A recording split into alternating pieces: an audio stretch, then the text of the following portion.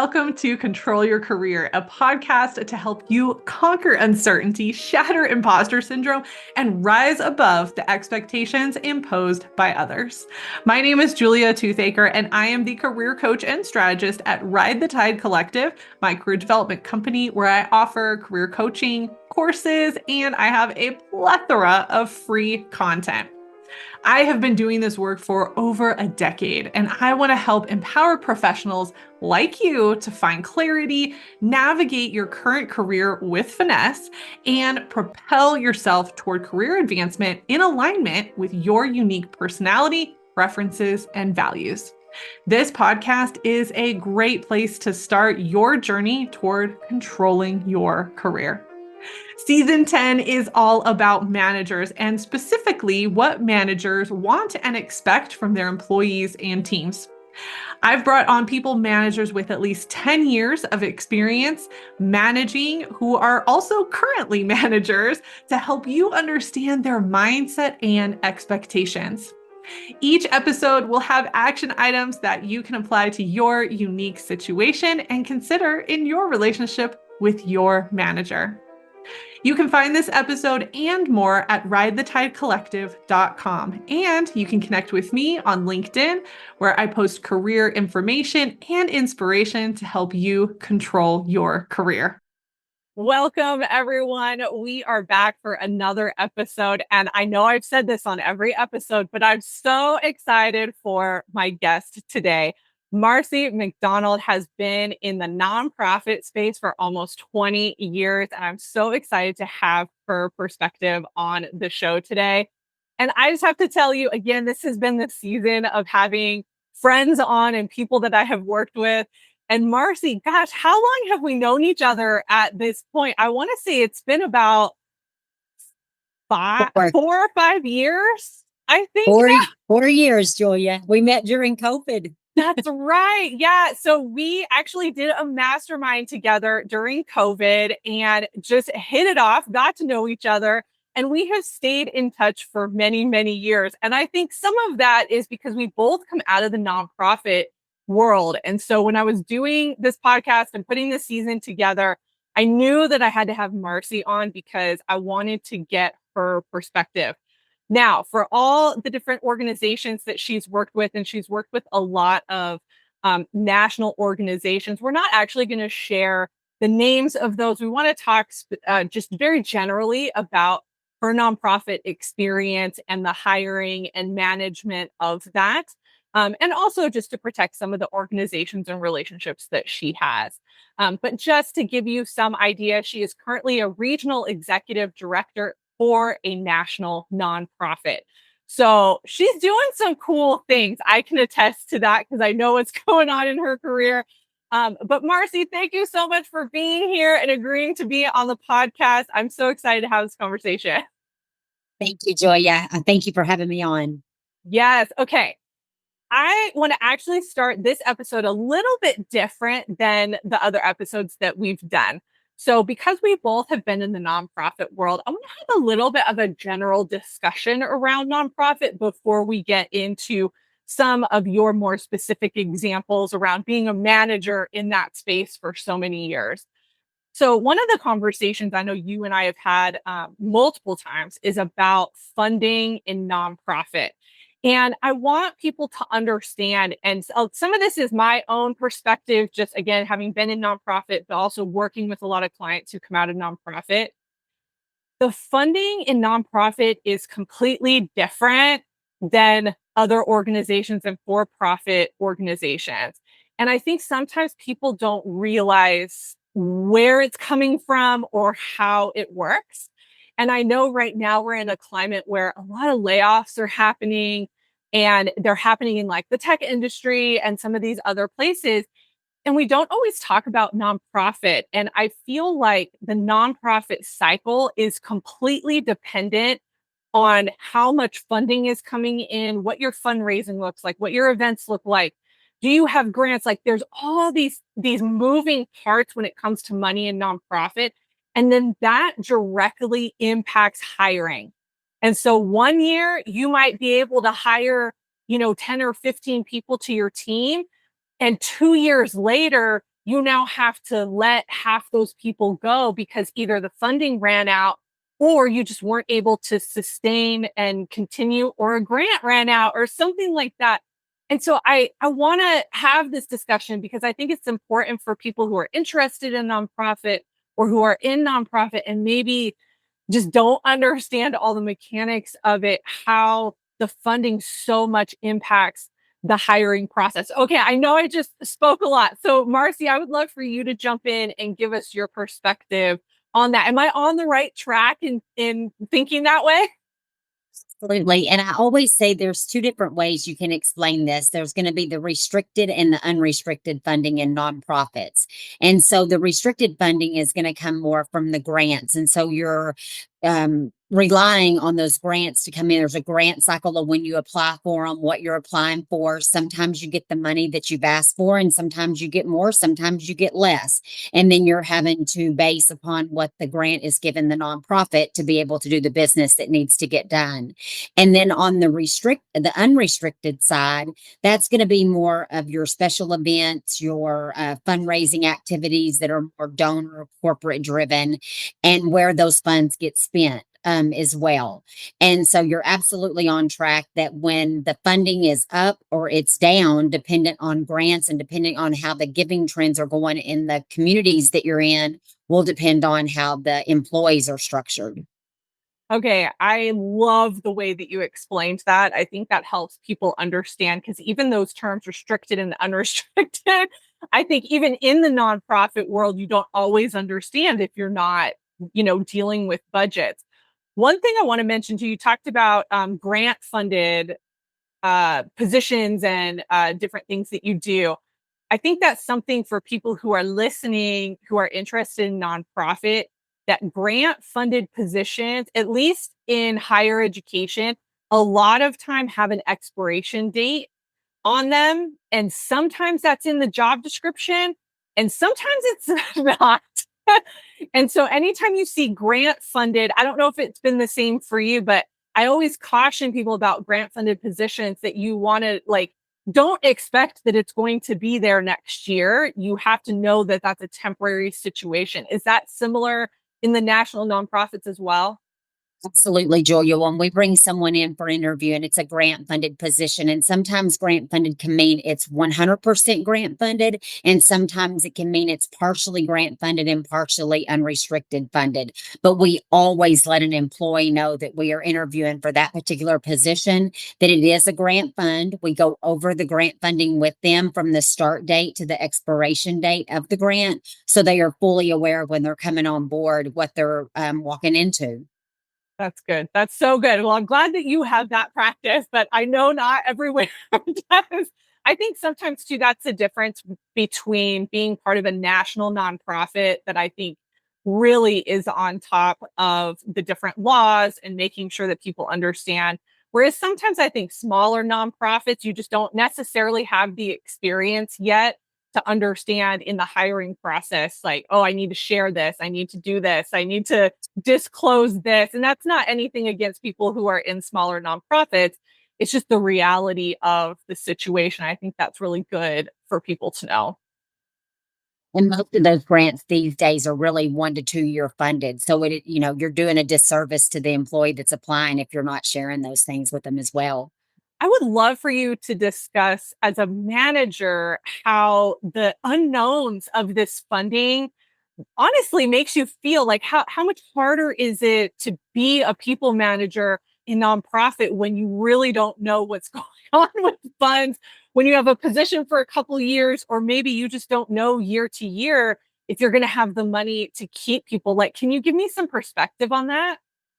Yes. So, and there's some nonprofits where you're really heavily grant funded or you're really heavily unrestricted funding. So, I'm going to answer from the heavily granted grant funding first. In that perspective, I want to make sure that the employees have a safe place. If the work that we're doing is making a difference in the communities, Our plan B is what I like to call it is let's get heavy on unrestricted funding. Let's start figuring out ways we can do more events. Let's figure out ways we can grow the events. Let's figure out trends that are happening in the community on how we can raise more funds. So that way, if next year when we apply for these grants and they happen to get cut, our plan B is, again, I like to call it, is that's okay because we now have this unrestricted funding that'll help keep our employees on board. Now, with that being said, if we are in a season where we are heavily unrestricted funding and we're relying on corporate sponsors and peer-to-peer donors and just a fundraising in general in the community and it's down, then we have to really come back and reevaluate. Are we doing the best business? Where are we losing? Do we need to pivot and maybe come up with some different events based upon trends in the community? Because there is an ebb and flow of when events are flourishing and when they're not. Okay, so on that vein, I'm curious to know when we have a recession going on, what have you seen happen there? Do your funds go down significantly during a recession, or is it more just changing tactics around what to do? I've seen it go several different ways, and nonprofit over the past 20 years has definitely changed too from when I first started from where we're at today.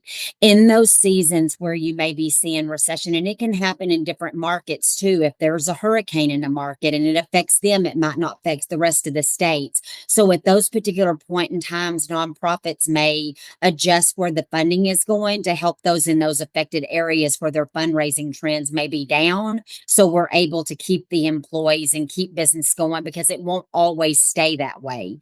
Right. I also have seen in the nonprofit sector that maybe there's certain markets that just aren't making the kind of money they used to make long ago. And so they're having to reevaluate. Is there a way we could operate that smaller market from a larger market? Is there an individual who could just take on that smaller market within the work that we're doing to be able to maintain the employees? Because we always want to try to keep the employees because recessions and disasters and things happen. They don't last forever. And then you've got to be able to hopefully keep your employees so you can continue to do the valuable work that needs to get done. Yeah, yeah. And that makes me think too, because I know most of your work has been in larger national nonprofits where the funding is going to look a little bit different than if we're a localized small nonprofit. And I think, again, we want to educate people who are interested in nonprofit that that's something to really consider as well, because that small outfit might not have the funds to carry you through some type of national, like regional disaster or a recession or something like that. But your national nonprofit might be able to move some funds around or provide extra. Do you feel like I'm spot on? You're spot on. So we're able to do that when we have these, when you're coast to coast, if you will, nonprofit organization versus if you're just a smaller entity in a smaller market. Absolutely, it makes a difference. Yeah, yeah. Okay. Anything else you want to add to this before we start talking about your experience here managing a nonprofit? No, I think I'm good. All right. Well, I hope that was helpful for everyone. We wanted to give a little bit of an overview of just what it's like to be a nonprofit generally, and just some of the challenges that we have in that space that maybe you might not know about if this is something that you're interested in or looking into. Okay. Marcie, I want to jump right into your experience because I know you have such a great history, especially with people management. So, my first question is, how would you describe your overall people management style and how has that evolved over the years? Julia, thank you. I think that my management approach has definitely changed over the years. I used to probably come in and want to be more of a dictator, and now I tend to learn over the years that you got to listen, and it's a two-way street. I always tell my employees.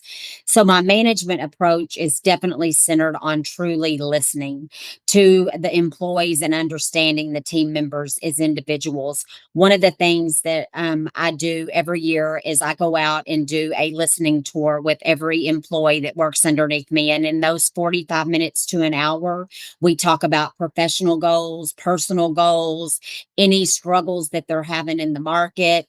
And then I come back and take all that information that I've gathered and kind of build a strategic plan on where we can go. And I feel like by just listening and getting to know the employees really makes a difference in the fact that you're taking the time to get to know them. In those times with them, even though it's not a long amount of time, I'm able to really hone in on their skills and their weaknesses. And so when I come back, it's like, let's enforce their strengths and let's play into the things that they're really good at and not get them hung up and not knowing that maybe we're asking them to do something that it's another person on the team is better at that. Yeah, yeah. Okay, I want to clarify for that because I know that you have managers and then they manage teams. So normally these are the people that you're not meeting with on a regular basis, right? This is like everybody In the field, because in I the think the okay. folks in the field doing the work, it's really important for me to get to know them too, because I strategically oversee the region. And so it's my job to put plans into place and strategies into place and visions into place to make sure that we are moving the mission forward and we're taking care of our employees, as you started the podcast today with making sure that we have the funds to do what we need to do. Yeah. And so, yes, I have a leadership team that I do that with as well that manage the staff, but I also take the time to go out and get to know the employees as well. And I feel like that just makes them show genuine care. And then there's, a level of trust and working all together to get the job done because we are one team. Right, right. Okay, I love that. That is not something that I have heard and something that I don't think a lot of higher level leaders take time to do. So if we have managers listening to this, I think that is such a great practice to really be able to understand because yes, your managers can your second level people managers can relay information to you, but to hear it straight from the source, to put your face out there in front of the entire team, I just love that. I think that's such a wonderful strategy that you use as a people manager. Thank you so much for sharing that. Thank you, Julia. Yeah, and one of the things that I do with the leaders is we go through the questions together too before I go and ask. And so when I come back, they've been a part of that too. And Mm, so it just ties it all in together. So if they've seen things that they want to get answered when I'm on the listening tour, that's what we do. Then I come back and build strategy with the leaders. And so everybody is on the same page as well. that's awesome. I Thank love you. that. I love that. Hey there, Julia here. Is this episode resonating with you? Maybe it's got you questioning how you can better communicate with your manager, team, or just learn more about how to control your career. Well, I've busted into this episode to tell you about my career action coaching. Career coaching is more than job search and resumes. It's also about managing the day-to-day situations that come up in your career. This coaching option is perfect for the career management situations that you're dealing with, along with other career-related challenges or goals. This is a flexible coaching option to help tackle specific topics to move forward efficiently and confidently. Not all coaching requires a 6-month commitment. Career action coaching is 3-hour-long sessions that can be customized to your unique needs. Before committing, let's discuss what you need in my complimentary career coaching clarity call. The link will be in the show notes and the description for this episode. Now let's get back to the show. Okay, let's get into the hiring process. I know this is always such a fun conversation, but when you are hiring somebody, this is like very nuts and bolts. What are you looking for on the resume and during the interview process? And I think specifically for nonprofit, this might derail you a little bit, so let me know, but are you looking for people with nonprofit experience or does that matter? No, it doesn't. Sometimes I go beyond the resume and I took some notes here. So if you don't mind, if I just take a look here, I'm Go for it. looking more for just technical skills or specific, more than just that.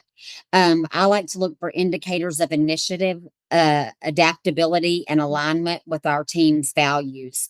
I'm drawn to candidates that have gone above and beyond in previous roles, whether that's through special projects, volunteer work, or professional growth.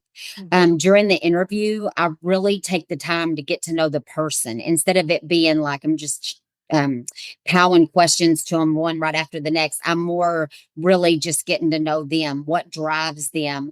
And a lot of times it might be somebody that had a passion for nonprofit and they did that at their kids' school or part of PTA, and they found out, wow, I really enjoy doing this. And so for me, that's taking a passion, which I can't teach, and turning it into a purpose when they come to work. So I don't always look for that nonprofit background when I'm hiring. Yeah, that's so good. That's so good to know. One of the things that I wanted to point out, you want to hire somebody who's gone above and beyond. And I want to actually speak to my experience in nonprofit for a second, because that was something similar that I looked for as manager. And that I think, knowing you and I and both of our experience, I think we both bring to the table. And I think that that's very counter to a lot of advice that people are getting right now in terms of like the corporate positions, right? It's like you show up, you do your job, you work the wage that you have. It's very much a do the do the minimum versus going above and beyond. And for anybody listening to this, and you can let me know what you think too, Marcie, but if you're going to work in nonprofit, you cannot just phone it in. It's not I show up, I do the thing, I leave. You have to want to be there. Like you have to want to do that work because of everything that we've already talked about with funding. You just don't know what's going to happen. And it could be completely out of the organization's control. And now you have to do half of somebody else's job. Right. And so having people that do go above and beyond, I think is such a key indicator for hiring a nonprofit.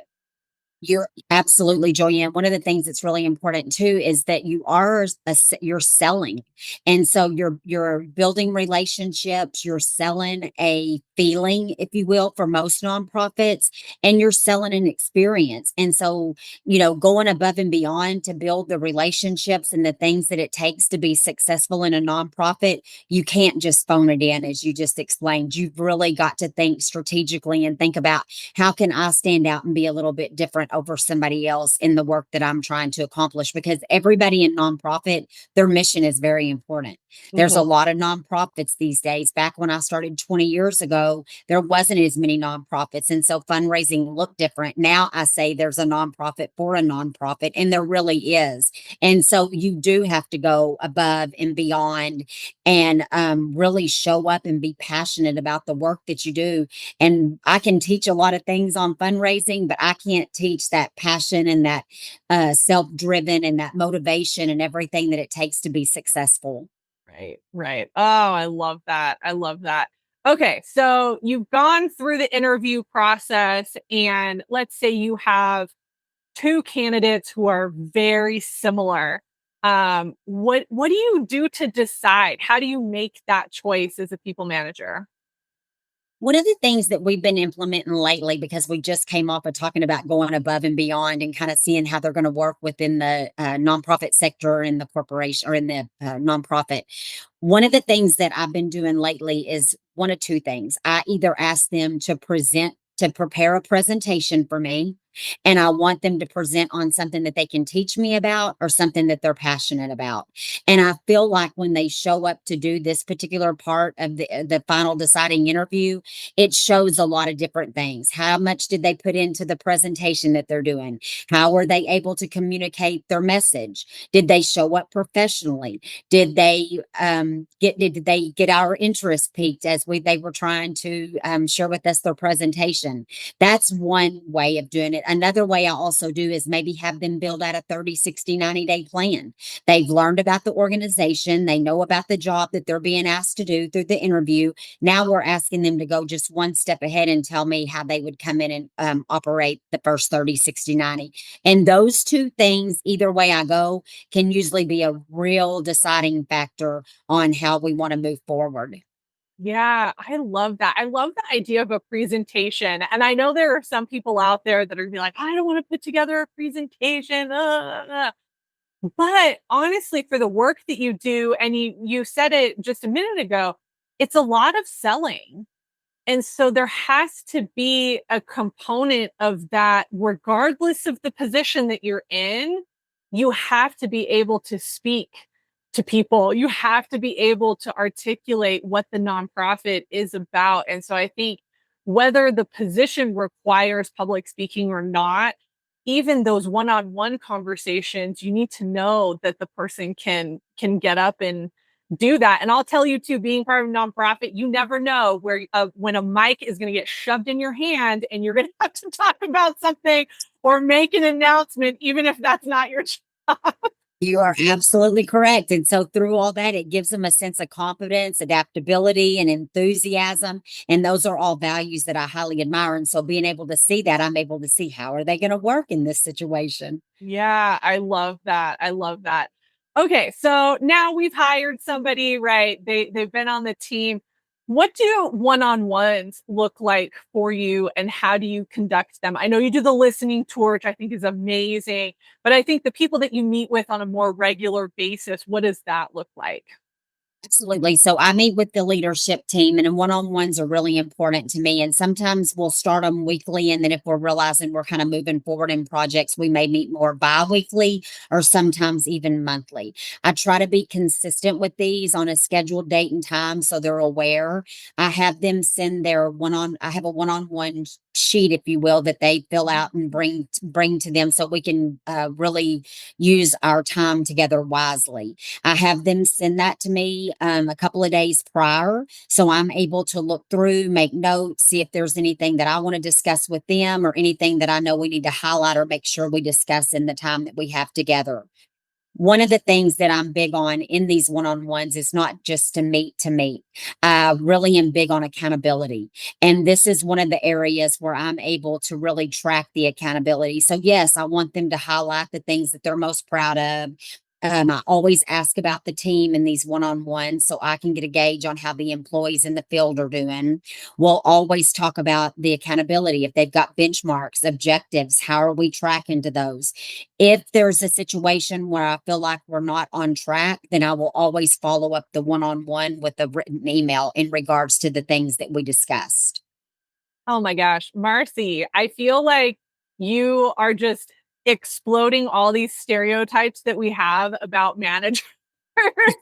And I don't know if it's because of the work that I do, but I see so many stories about just bad people managers out there, right? That don't care about their employees, that don't hold people accountable, that don't meet with them regularly. And so it's so refreshing to talk to a people manager who is actually doing the things that employees want and complain about all the time because this is what they want. And I love that because I think for what I wanted this season to be, it's examples like this. Not every manager is a bad manager. Some people managers, and I can say this because I've known you for a long time, you were built to be a people manager. Like, I think you just have that way about you that you're so good at helping people become their best self, right? And you have these processes in place and all of these checks and balances. And I just, as a career coach who has to work with people who generally tend to have issues with the manager, this is so refreshing to listen to. I just have to tell you that. Thank you, Julia. Well, Okay. I love people, so I want to make sure that when I'm meeting with them, we're utilizing their time the best and that they are gaining experience, they're gaining knowledge and to be able to grow in the organization as well. So I think putting all those checks and balances into place is what helps us succeed as a team and be successful. That's so good. That's so good. Okay, now I want to take it a little to the negative, but I'm so curious about this. I in my conversation with another guest who came out of nonprofit, we talked about how I'm sorry, came out of higher education nonprofit. We talked about how things like PIPs or performance improvement plans, as they're generally called, do not happen enough probably in the education nonprofit space. And I can attest to that because I've been in many situations where a PIP should have been put in place and it wasn't. So I would love to know what goes on in more that national nonprofit space. Like, do you guys use PIPs? Does it happen like the quote unquote right way? Like, what is going on there? We definitely use performance improvement plans. And I'm going to kind of talk two ways with this, Julia.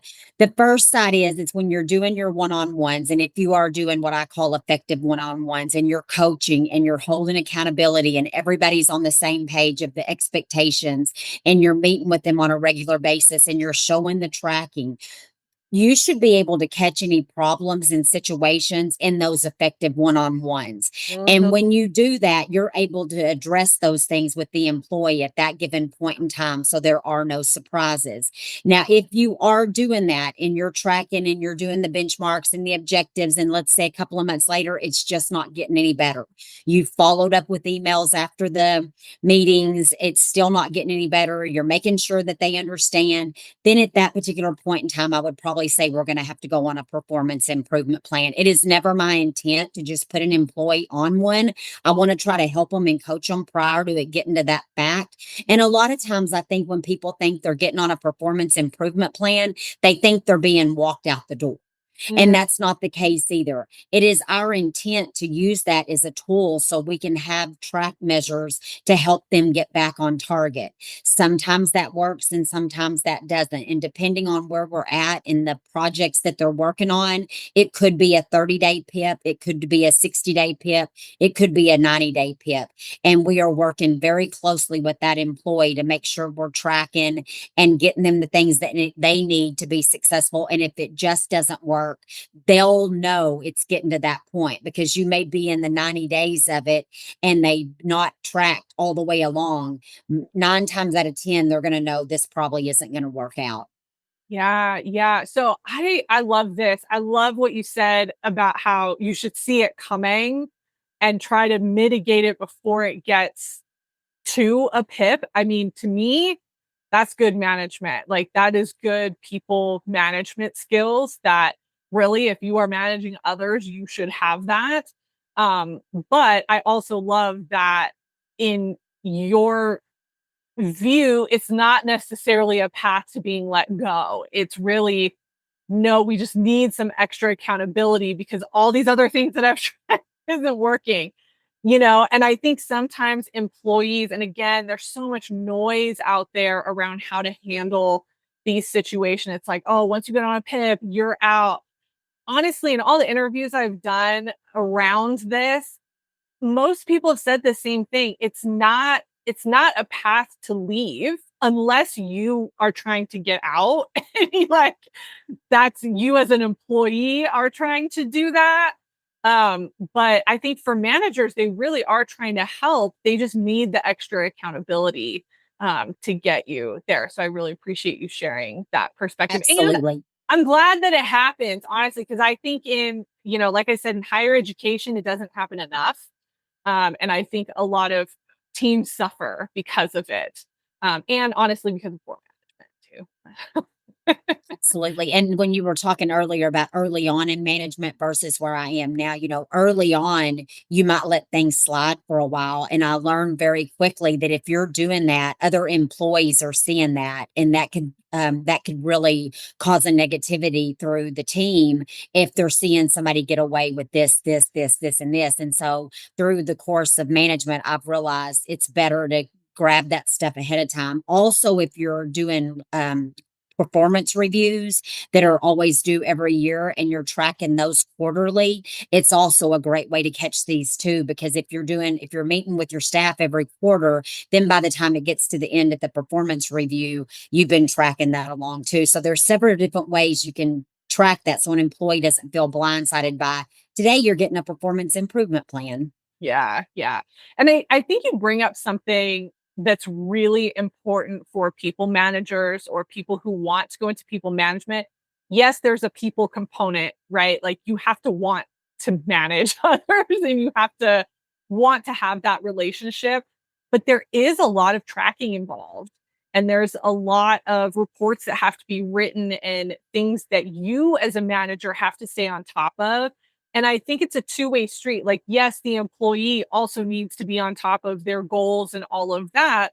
But at the end of the day, you're the people manager over that person. Like, you also have to help them stay accountable to it. And so I think from a skills perspective, we don't talk about that as much on the people management side, but I think that's so important to show. You have to want to manage others, and you don't necessarily have to be a people person, but you have to want to help others grow. And you got to be able to track and hold people accountable. You do. Yeah. Especially in nonprofit when you're trying to track deliverables to grants or you're trying to raise the funds that need to be held for the expectations of how we're going to keep the organization running and help depending on what nonprofit you're at, how you're going to help the mission with the funds that you're bringing in, where are the funds being allocated to there. It goes beyond more than just the people management as well. Right. Yes. And correct me if I'm wrong, but do nonprofits have to publish how their funds are used in their annual reports, right? They have to publicly publish Yes. that, right? Yes. Yeah, so you got to track all of that. And that's good. I mean, again, that's good to know if you're somebody who's interested in nonprofit that if you don't want to be tracked, this probably is not the, you know, not the space for you. You're going to be held accountable to how you're doing things. So, yeah, awesome. So you've talked about this a little bit as we've been talking throughout the interview, but how do you keep your employees growing in their position, and what is your role versus their role? Okay. I encourage them to set personal and professional goals and regularly check in on them and their progress. My role is support their growth by resources and mentorship and constructive feedback. I also advocate for training and development opportunities for staff members, whether it's through workshop courses or cross training within the organization. I'm really big on training and making sure that they're getting I always say we want to make sure we're giving our employees the confidence to go out and do the job that we've asked them to do. Yes. And I think in nonprofit, Julia, I don't know if it's a my role versus your role because I believe sometimes we all wear the same hats. We've got to get Mhm. in there and get the job done. And so there's no job that's too big or too small Mhm. or something that we all wouldn't do. I never ask an employee to do something that I wouldn't be willing to push my sleeves up and do it as well. And so I believe that they see that. I'm also all about empowering them to feel empowered to go out and do the job that they feel that they need to do to make the organization successful and to feel like that they've accomplished their goals during the day as well. Yeah, yeah. I love that. One of the things that I love that you address is training and development because at least for me and I know for a lot of other people I've worked with clients who've been in nonprofit, training sometimes is very sparse. In many cases people are lucky to be onboarded well into the organization or at all. And so I love that one of the things that you provide is additional training and helping to resource them. And again, some of that is the difference too in terms of funding and what's available and what do people have to do. I know that you've worked in organizations that have some very sensitive information and people need to conduct themselves a certain way and all of that. So there is that level of training that in a lot of ways has to be done for just to make sure that everybody is safe and all of that. But I love that because I think that's one complaint that so many people have these days, not just in nonprofit, but across the board, that there's just not enough opportunities. There's not enough learning. There's not enough training. Um, And it just, I don't know, it comes down to priorities and funding, I think, but I love to hear that that's something that you prioritize at your It organization. really is. It's so important because if the employees don't have the tools that they need to be successful, it comes back to us as the leaders. And so, even though in nonprofit, sometimes it might look different than a corporation that might have funding put in their budget to do training, we don't always have that. So, sometimes it's us trying to figure out how is the best way to go about that training, whether we put together work groups within our team to figure out a way that we can strategize to get them training, or if it's something on media and we reach out to the local media networks to see if they would come in and do a training. We have to get really creative sometimes in whatever area that you're looking for of what you're trying to train the employees on. Yeah, yeah, yeah. That's so great. I love that. I love that. All right. Well, we are at the end of the interview. That time, I don't know, it flew by, Marcie. I But know. I would love for you to leave our listeners with a little something. So if you could give current employees any advice to be successful in their position and with their manager, what would it be? I think one of the things that's most important, and I have several employees that do that, is they'll always close out a one-on-one or time together and ask me something like, is there anything I could be doing better? And I think that opens the stage to be able to really build open communication back and forth. It may be, can I ask them what I could be doing better? And they ask me what they could be doing better. And it just builds that trust and vulnerability where you can really get inside of helping each other be better at not only professionally, but personally, and carry that out into the world. Yes, I love that. That is the perfect way to end this episode. Marcie, thank you so much for being a guest today. I mean, I found it valuable. I hope our guys find it valuable as well. We will leave the link to your LinkedIn profile in the blog post for this episode if anybody would like to connect with Marcie to learn more. But thank you again so much for being here.